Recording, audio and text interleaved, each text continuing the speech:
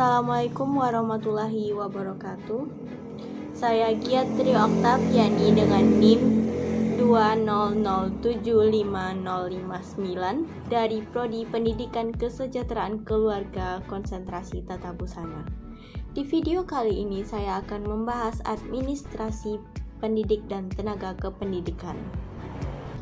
Sebagaimana yang kita ketahui bersama, bahwa administrasi ialah proses mengelola 7M ditambah 1I. Dan M yang pertama ialah man atau human atau manusia. Oleh karena itu, administrasi juga mengelola pendidik dan tenaga kependidikan. Dalam Undang-Undang Nomor 20 Tahun 2003 disebutkan tenaga kependidikan ialah anggota masyarakat yang mengabdikan diri dan diangkat untuk menunjang penyelenggaraan pendidikan. Tenaga kependidikan tidak terlibat langsung dalam proses pendidikan, namun keberadaan mereka dapat menunjang terlaksananya pendidikan.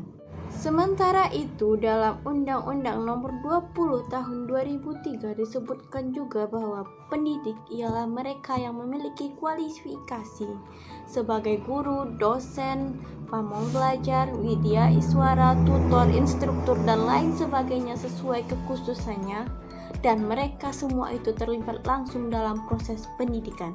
Dapat kita simpulkan pengertian dari administrasi pendidik dan tenaga kependidikan ialah proses mengelola pendidik dan tenaga kependidikan dimulai dari mereka masuk atau diterima dalam suatu lembaga hingga mereka berhenti atau pensiun dari lembaga tersebut. Pengelolaan ini melalui proses perencanaan sumber daya manusia, seleksi, penempatan, pemberian gaji, tunjangan, termasuk juga pengembangan dan pelatihan pendidik dan tenaga kependidikan. Sebagaimana disebutkan di awal pembelajaran administrasi pendidikan bahwa manusia menurut teori X ialah makhluk yang memiliki rasa malas, dan teori Y menyebutkan juga bahwa manusia ini memiliki motivasi untuk mengalahkan kemalasan mereka. Oleh karena itu, dalam sebuah lembaga dalam proses administrasi atau mengelola manusia diperlukan SOP, aturan, dan instruksi untuk agar manusia tersebut dapat memiliki satu tujuan yang sama, satu visi misi, dan bergerak bersama. Artinya, dalam mengelola pendidik dan tenaga kependidikan diperlukan SOP untuk diikuti dan dipatuhi oleh pendidik dan tenaga kependidikan. Dan juga mereka harus memiliki kesamaan visi, misi, tujuan, hingga mereka dapat bergerak bersama memenuhi tujuan pendidikan yang efektif dan efisien. Ada 3 tahapan dalam proses administrasi pendidik dan tenaga kependidikan. Yang pertama, pengadaan. Pengadaan yaitu proses mengadakan, menemukan, mencari, menyeleksi pendidik dan tenaga kependidikan yang sekiranya cocok ataupun dibutuhkan dalam lembaga tersebut. Yang kedua, penempatan, yaitu menempatkan pendidik dan tenaga kependidikan sesuai dengan bidang yang dikuasainya serta sesuai kebutuhan lembaga tersebut, sehingga terciptanya the right man in the right place. Yang ketiga, orientasi. Orientasi ialah proses pengenalan, penyambutan pendidik dan tenaga kependidikan tersebut dalam suatu lembaga. Melalui proses orientasi ini, pendidik dan tenaga kependidikan baru akan menjadi keluarga atau menyatu dengan organisasi atau lembaga tersebut. Dengan orientasi ini diharapkan atau diarahkan pendidik dan tenaga kependidikan baru untuk memiliki orientasi yang sama dengan lembaga pendidikan tersebut. Adapun hal-hal yang harus diperhatikan dalam proses pengadaan yaitu sebagai berikut. Yang pertama yaitu analisis kebutuhan. Di bidang mana pendidik dan tenaga kependidikan ini dibutuhkan, di bidang mana di sekolah ataupun di universitas lembaga tersebut memerlukan pendidik dan tenaga kependidikan, serta yang paling penting di universitas ialah rasio dosen dan mahasiswa. Yang kedua, rekrutmen. Di tahap ini yang perlu diperhatikan ialah analisis syarat dari pendidik dan tenaga kependidikan, serta di bidang mana pendidik dan tenaga kependidikan dibutuhkan. Yang ketiga, penyeleksian.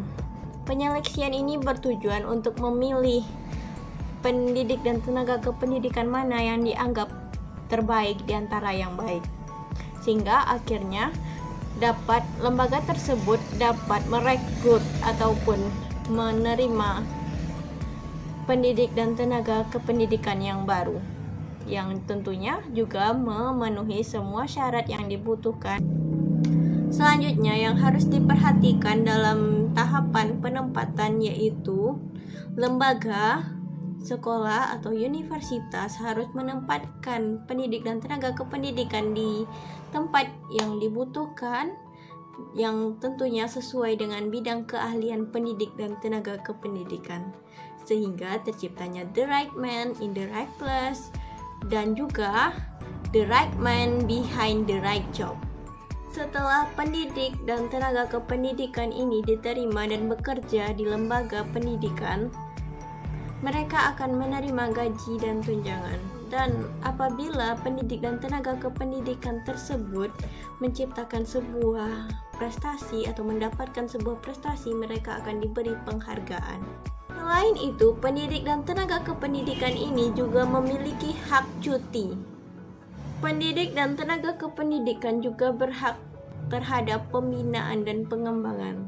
Pembinaan dan pengembangan adalah usaha untuk meningkatkan kemampuan teknis sebagai pendidik dan tenaga kependidikan secara teoritis, konseptual, dan moral keseluruhan pendidik dan tenaga kependidikan melalui pelatihan dan pengembangan. Langkah-langkah pembinaan yaitu yang pertama yaitu penentuan kebutuhan, sasaran, identifikasi prinsip-prinsip belajar. Karena tujuan utama dari pembinaan ialah untuk belajar. Yang kedua, laksanakan program dan identifikasi manfaat dari program-program tersebut. Yang ketiga yaitu pelaksanaan program.